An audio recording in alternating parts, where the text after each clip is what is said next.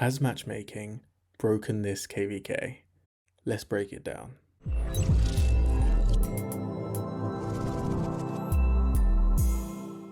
Hey everyone, what's going on? It's Akina here, back with another Rise of Kingdoms video. At reset yesterday, this map officially got released. It was leaked the day before, but officially, yesterday reset it came out. And the second I looked at it, immediately you could see something was wrong. Let's break down the stats before we look at any potential allies and see why there is no possible way to balance this map. Let's start off with 1903. Very solid kingdom, fought them a few KVKs back, established leadership also. Led by Sinef, 1903 has grown. It is now in the top 15 of all kingdoms via KP. So very strong kingdom to start things off. 14.4 billion power, 1.06 trillion KP for their main alliance. And they're paired with 1879, coming in at 9.3 billion power and 528 billion KP. It's a very solid camp. You can see the total figures on the right. Moving across to Earth Camp, and there's a familiar face there, 1981, led by Move Saudi, who we fought last KVK. In the end, despite fighting each other for 3 days and a Zig fight in Kingsland, we ended up on the same side. So funny how things work out. Power, 12.3 billion. And then KP, which has increased significantly since last KVK when we fought them, is 835 billion. It's great to see how much they've been growing. Really tough kingdom, always fights beyond their stats. So even though they have 835 billion, they're probably going to be fighting at a higher level than that. 3355 are joining them, and they are coming in with 11.2 billion and 300 billion KP. So as you can see the difference between fire and earth, power is almost equal, but KP, there's a good 400 billion KP difference there. Moving down to water, 1020, power 12.7 billion, KP 524 billion, and 3310. They were in the last KVK with 2377 and 1365. They were in the same camp actually as 1718, who are also in this map. So these two meet again. 3310 have 11.3 billion power and 650 billion KP. So their total power is coming in at 26 billion, which is over 2 billion more power than both Fire Camp and Earth Camp. But their KP is only slightly higher than Earth's, coming in at 1.174 trillion. So far, Fire is the strongest camp. But the other two are very similar. But this is where everything changes. Wind Camp has not only one top 15 kingdom in Rock by KP, but it has two, 1175 and 1718. So we'll start off with 1718, who is the stronger of the two on paper. 16 billion power for their main alliance and 1.5 trillion kill points. If I'm not mistaken, I'm pretty sure 1718 are 9th overall at the time of this video. Quality kingdom, their KP alone almost equals Fire Camp, and them alone are higher than both Earth and Water. And you'd probably think, oh, 1718, they don't need that big of an ally to be able to fight these other kingdoms to make it balanced. But no, 1175 is also in their camp, Mimi's kingdom. 14.8 billion power, 1.3 trillion kill points, making the total for Wind as 30.8 billion power, which is at least 4.5 billion power more than any other camp. But this is the crazy part, 2.8 trillion kill points, making them at least 1.2 trillion higher KP than any other camp on this map. And this is where the issue lies. When you have one camp that is as stacked as this, and three camps that are not too dissimilar from one another, how does this map work? So we're going to break it down and try and see, is there any possible scenario where this map balances out for a good fight? I understand that 1718 and 1175 could have a downtime. One that whoever faces them can exploit, but when they're online, they are going to be a force. I don't quite know what level 1175 are at right now. A lot of people are saying they're not what they used to be, but on paper, they look strong. And I know we can't judge everything by paper, but for the purpose of this video, it's going to play a pretty significant part of our assessment. Okay, let's dive in and go straight into 2v2-1. This first scenario is taking Fire, allying with Earth, and fighting Wind and Water. Fire and earth together, 47.2 billion power, whereas wind and water, 54.8. So that's a 7.6 billion power difference. Then we look at KP, fire and earth become a 2.6 trillion KP pairing, whereas wind and water are almost hitting 4 trillion, making that difference in KP 1.3 trillion, which is significant. So this is option 1. Now, off the bat, you can see that KP difference is huge. The power difference isn't small, but the KP difference is huge. And as I said before, I know KP is not the overall determining factor as to whether a kingdom can win KVK or not. Many kingdoms have won with less KP, but 1.3 trillion is a big difference there. Maybe if Fire and Earth had more power, you could say it balances out because they can drain their troops versus losing on the field. But Wind and Water have the advantage in both. So it's not off to a great start. Let's look at the other 2v2 scenario. This one puts Fire with Water and Wind with Earth. Fire and Water come out at almost 48 billion power with 2.7 trillion KP. Wind and Earth come in at 54 billion power and almost again 4 trillion KP. It's a slightly lower power difference by 1 billion only, but it's lower. Regarding KP, it's around 100 billion less KP difference. In the grand scheme of things, not that big, and as I said before, 1981 usually punch above their KP. So if anything, both 2v2 options are kind of similar, and that's not a good thing.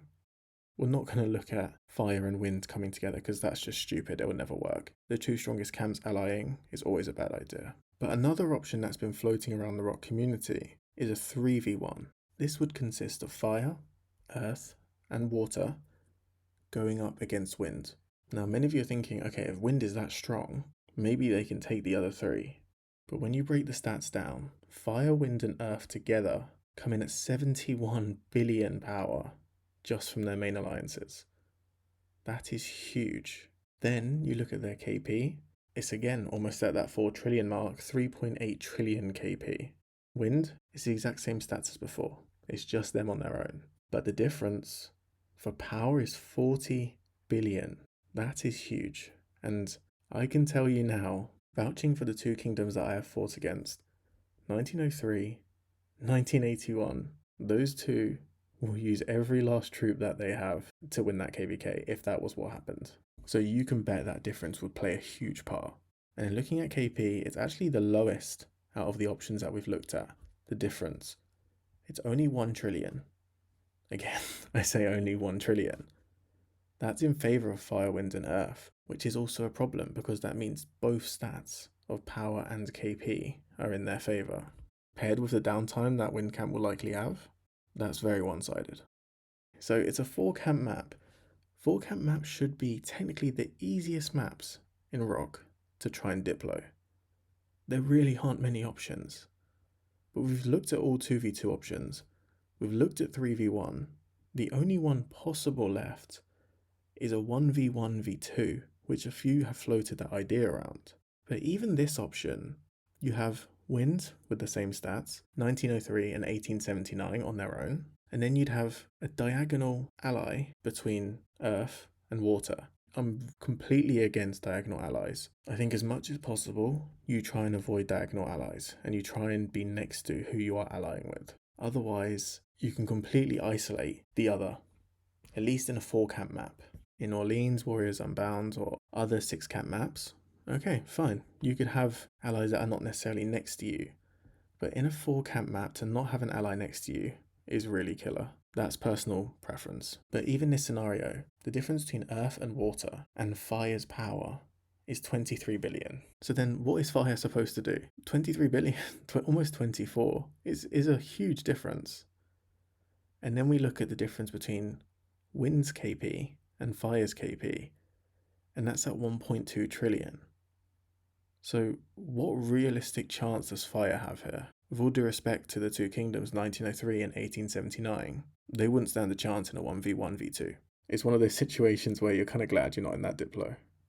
So I do feel for all the leaders in this. So regarding what's going to happen, I can't tell you. I've spoken to the leader of 1903, Sinef. I've spoken to the leader of 1981, Moof. and both are just perplexed at the matchmaking. Let me actually correct that wording. It's not necessarily the matchmaking, it's the camp distribution that is the issue. The matchmaking is actually good, but the camp distribution just throws the map completely, and it didn't need to be this way.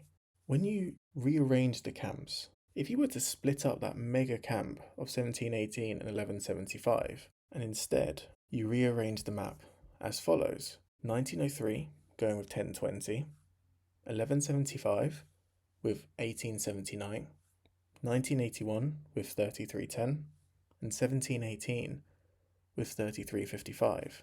The difference between these camps now regarding power and KP: the lowest power camp is at 23.6, the highest power camp is at 27.2. It's barely a 4 billion power difference. And then we look at KP. The lowest camp is at 1.48 trillion. The highest camp is at 1.82 trillion. So despite there being still a gap there, it's significantly less. And there are also other alternatives when you move kingdoms around to try and balance the matchmaking even further. But that's just a quick example of a small change in the kingdom distribution making a big change to the overall outcome and how the KVK map will play. Now, I understand that language plays a part in matchmaking, so potentially the decision was made both kingdoms in Wind Camp speak in Korean. I get it, but that shouldn't be at the expense of a balanced map. This had the potential to be an incredible KVK. The matchmaking was good. I wouldn't say the matchmaking broke this KVK, but I would say the camp distribution did. It's a real shame it's turned out like this, and I honestly can't tell you what they're going to do. I've even heard rumours that they're just not going to fight. So, what do you think? Do you think the camp distribution also broke this KVK? Is there any way you think this could turn out to be a good fight? Or should all the kingdoms just decide, no, let's not bother?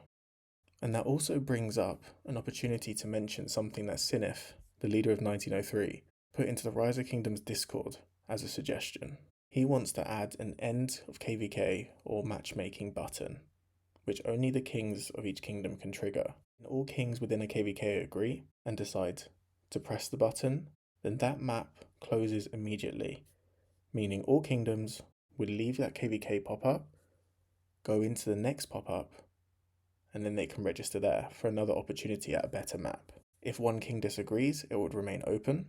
And there's also comments here about a report being drafted and sent to the person that was responsible for the matchmaking so they can review it in that way that this doesn't happen again.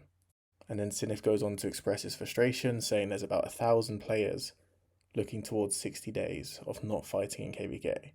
Any player put in that situation, I feel like we've all been there. When you have a KVK where you don't get enough fights, it's the worst feeling. You'd rather lose while fighting than just go out and not fight. Now, I think it's a good suggestion. My only concern with it is that we would see an increase of kingdoms trying to force this. If they're not happy at all about any of the matchmaking, even if a potential balance map could be found, they're more likely to push to cancel it, just so they can have another chance at matchmaking. And I know only one person can disagree to remain open, but that would be my biggest concern. What do you all think? Let me know in the comment section. So yeah, that's the breakdown of this latest big KVK map. I'm hoping to do more of these videos where I break down a KVK map, taking a look at the stats, the different potential allies that you could have, and coming out of it with what I think is the best pairings for each respective map. So if that's something that you would enjoy seeing, please do let me know in the comments, and also show you like the content by liking the video and subscribing to the channel. Thank you everyone that has subscribed so far. I really appreciate it. You really helped the channel to grow, and I'm hoping we can continue this momentum. So yeah, that's the map. Thank you all for watching. I'll catch you all next time.